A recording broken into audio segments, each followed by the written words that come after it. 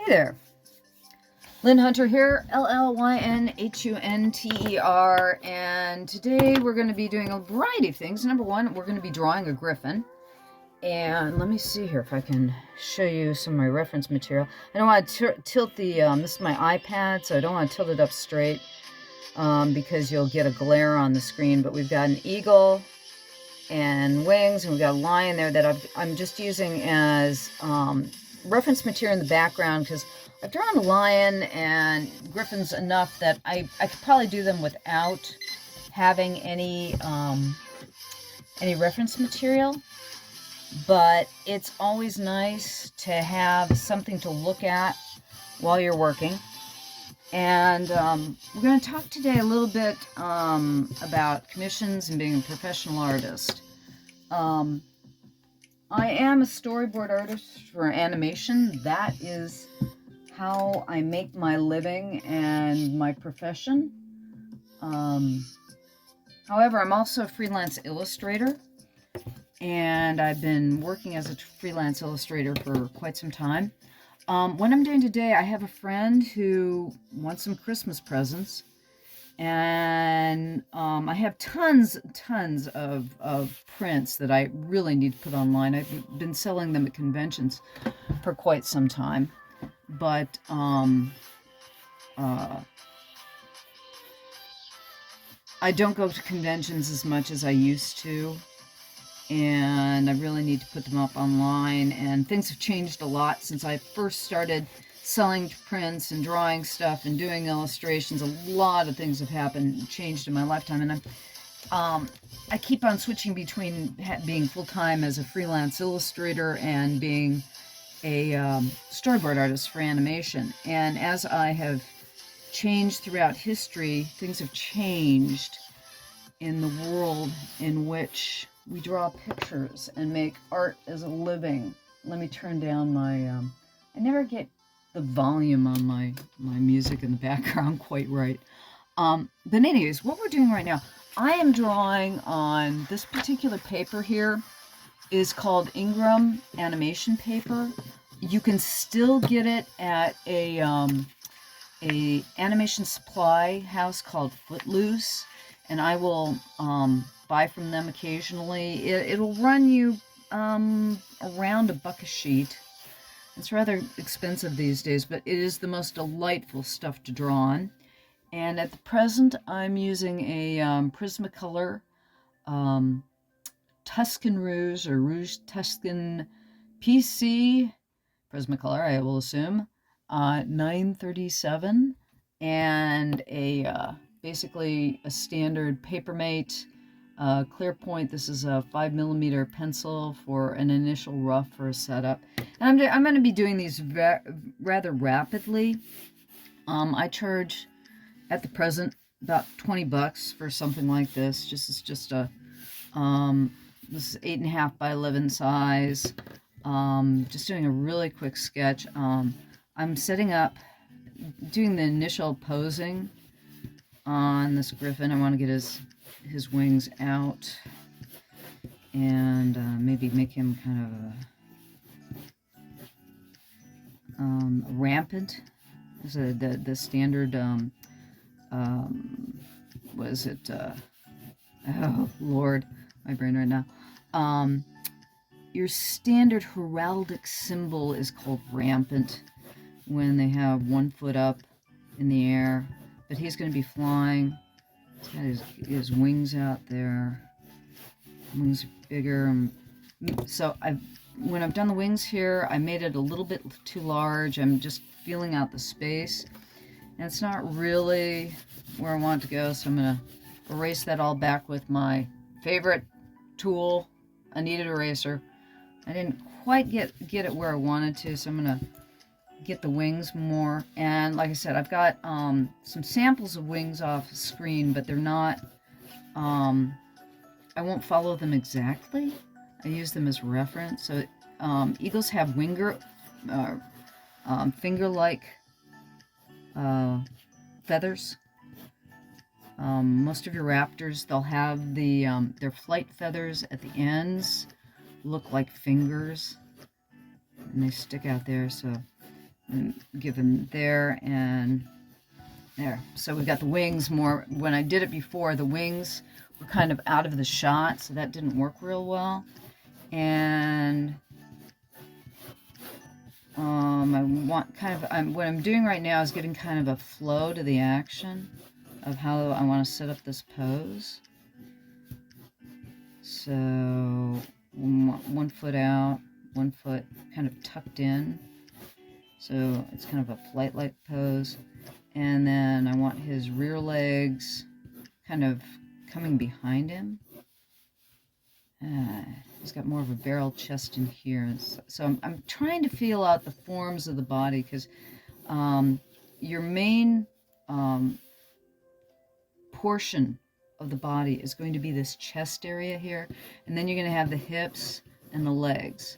And I feel out kind of, you know, where the volume's going to be, where's the shape going to be, what's this flow of the drawing that I want to do. And I'm doing this is just really fun and fast. And an eagle has a very rectangular head, and this is a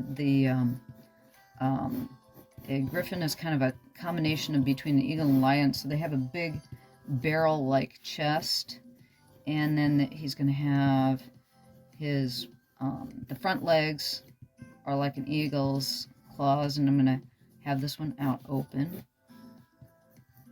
and then that back there.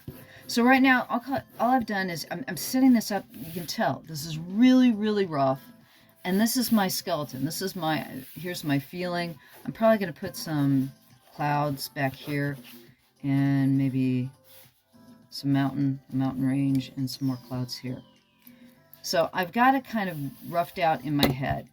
This is something really fast. I'm not doing thumbnails or anything. This is my kind of lay down thumbnail as it is. And while I'm working on this, kind of want to talk about things concerning being a professional artist. Let's see here. Let's start with this head. So now that I've got this is my skeleton's down here. So I've got, it's like armature. If you've ever done any kind of sculpture in clay, you'll start with an armature and then you'll build onto it. And that's kind of the way that I work personally. And every artist works a different way. And this is just the way I work. And I'm giving, a griffin has traditionally kind of these like feather, I like to give him feather-like ears that fly up. And then with eagles, they have, like I said, this rather rectangular face. Their head's right, his head will be here. And then they have like a hood over the eye. And like I said, I'm looking at, I'll show you again. I'm looking at this eagle off screen, and you can tell, you can see sorry about that. He's got the hood over his eye, the nostril here. And I won't follow this exactly. I'm just using it as a rough basis for what I'm doing, just as a kind of so I can see, to make sure that some of the things that I'm doing are like an eagle would be. But it's like his nostrils, and they have the very, very interesting shaped nostrils too. And that square bill. And the bill can go in a lot of different ways, because different eagles have different kinds of bills, and you don't have to use them precisely. And with me, I always like to give personality to my drawings. I'll make them smile. I don't give them exact. I'm gonna make, okay, and right now it's like I go into little details as I spread out. Sometimes when you're doing something, if you're really, really rough overall, you feel like, oh my Lord, it's never going to get finished. So a lot of times I will do like detail up the face before I go anywhere else, just to make myself know it's like, okay, it's going to get detailed. It's going to be nice and fun by the end. So I'll just put a few details in the face to make sure they know that, okay, it's going to be there. It's not there yet, but it's going to be there. And what I'm doing right now is I'm putting, he's got the shelf of his eye here, and I'm making it a little bit darker here so that you've got the shadow in the eye, and it makes it feel kind of glassy. And you want to make sure that there's a highlight there. And to keep the highlight going, you put like extra darkness under that white portion, and then you've got a nice glassy looking eye. But anyways, I was talking about, as I'm going to keep on going back and forth between stories about being a professional artist and what we're doing in the drawing here, but because it's kind of fun to talk about the Griffins too, and they're, you know, you want to give them a mane and feathers that look more mane-like, because you're thinking a lion and a lion's mane. But anyways, as an example, like I said, I've been a storyboard artist for, let's see here, 33 years. When I first started working Project X on a show called Peter Pan and the Pirates. And previous to that, I was an illustrator for 3 years professionally, doing nothing but children's illustration. And previous to that, I was an art director and a graphic designer. So before I ever got into animation, I had been working professionally as a graphic artist and an illustrator for children's, educational materials primarily.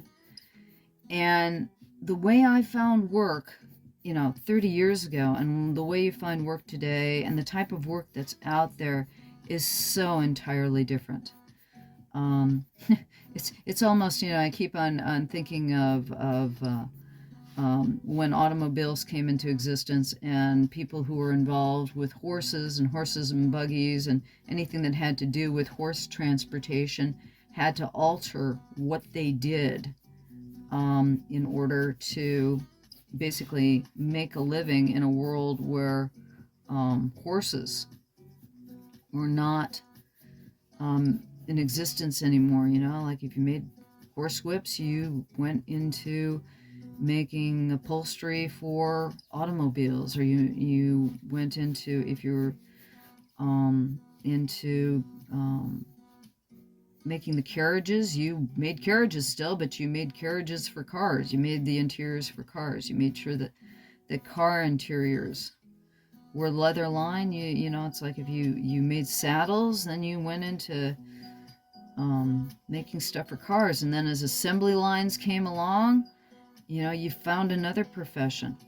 And I'm afraid that art has really become very much like that. When I got into art, I've been in art for, I hate to say this, but I've been a professional artist in one form or another for about 40 years. So I've been doing this a long, long time. And so things have changed so immensely on how you look for work, how you do work. And I'm basically in the same boat. If you're starting out becoming a professional artist, I'm kind of in the same boat you are in. We're all competing against each other, and we're all looking for that person who wants somebody who wants what we do. And especially in a day and age where images are easier and easier to make, and believe me, I've played with artificial intelligence. It's a beast in itself, and what that can do. And if you ask it to come up with a Prismacolor pencil sketch of a Griffin, I'm sure that it can do it faster than I can. I mean, I'm going to probably whip this out in about 20 minutes, but the person who's on, some artificial intelligence engine can whip out, something just as good, if not better, in 2 seconds. Because the computer is utilizing, all this input data of other drawings from all over the world. And so if somebody needs a drawing for some piece, the image itself is not what it's going to sell it. I mean, it's like I'm talking to you guys on video right now, and you're listening to my story, and you're watching me draw, and I can offer you that. I can offer you, I'm a real person doing a real drawing, that I've, acquired my skill and talent over, a number of years. And you can count on the fact that whatever you see here belongs to a human and a brain who has, who has bills to pay, and I still have bills to pay. I mean, like I said, I've been doing this for 40 years, and if I'm lucky, in another couple of years, I might be able to pay off the house that I bought back in 1996. And, excuse me, I sharpened the pencil.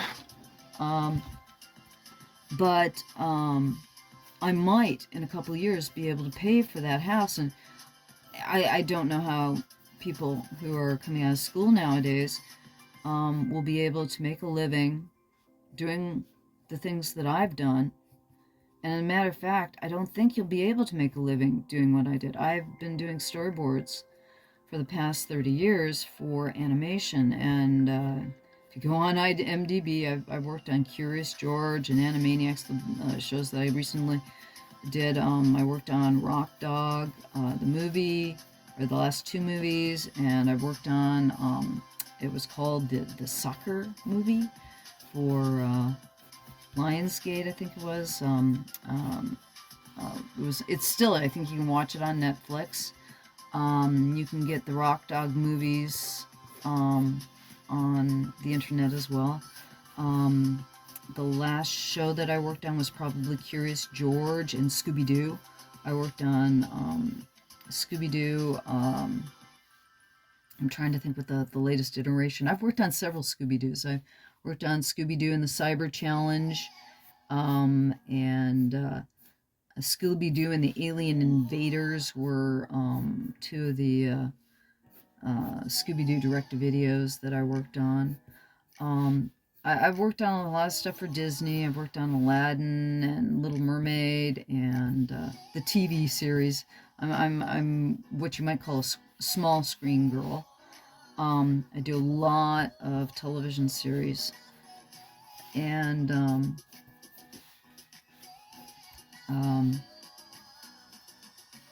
it's going to be tougher and tougher for people to get into animation, or in other ways not. One of the things is that anybody who wants to get into animation has got to compete with people from all over the world, and so the thing is that that's the toughest part too, is that there are more and more people, more and more talented people in art getting into art and providing the ability and the service of art, and rather than people being able to you're not competing with local people anymore. In animation, it used to be very local. Everything was in Hollywood. Everything was in Burbank. Disney is in Burbank. And we all knew each other. I mean, everybody who worked in animation kind of knew each other. What I'm doing right now, if you want to shade with a pencil, I'm going to sharpen it one more time. This is the thing that gets me with most of computer work. You can't go from here to here as fast. It's kind of tough to keep changing your brushes, and I get to change my brush, my weight, everything immediately. I still I work with computer, I work on computer. There's certain things that it just is not as fast for me to work on computer still as it is with a pencil. Now, but there's so many things you can do with computer that you can't do with traditional tools. And I think that the best is the hybrid. I mean, if you can work between the two of them, and you can see how fast I'm throwing in some value here, some tone, by just turning my pencil to the side. And then I'm going to put some more feathers under here. And we're just about done with this Griffin. I'm going to tighten him up just a bit here. But this is a standard $20 sketch for me. Like I said, something that's 20 minutes long, tops. What I usually pay, what I get paid as a storyboard artist, is usually about $50 an hour, is the standard for somebody who's in my profession. So I keep that range too for my illustration. I can work so fast. And that, if you're going to be an artist, speed is your friend, because the more you can do, the more work that you can turn out, the faster you can, the more that you're getting paid. You know, when you think about it, you can, for $20 an hour, you can flip hamburgers. But I'd rather do this. What the big problem with professional art is finding people to pay you to do this. Because they look at you and you go, oh, gee, that only took you 20 minutes. My standard line for anybody who goes, oh, it only took me 20 minutes. This drawing right here took me 63 years and 20 minutes. You know, take your age and throw it on top of it, and that's the real amount of time it took to do that.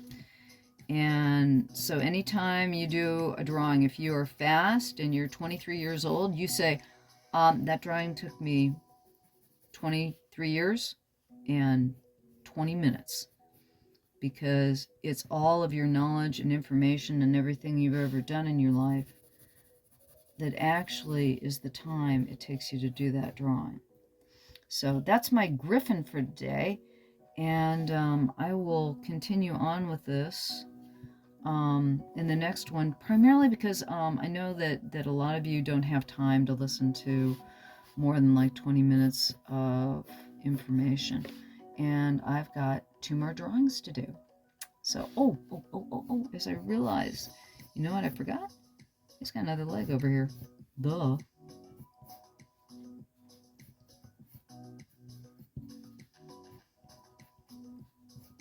So we'll just have him with a closed up claw over here.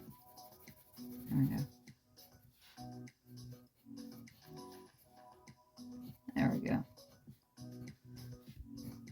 And again, the best way to take care of mistakes is learn how to fix them. When you make a mistake, just figure out, oh, oops, forgot a leg. So let's add a leg. There we go. And we just put it in shadow. There, that worked. Anyways, please come back for the next one. This is Llyn Hunter. The next one I'm going to be doing is I've got to do a werewolf. That's the next one we're doing, is a werewolf. Talk to you later. Thanks for stopping by. Appreciate it. Bye-bye.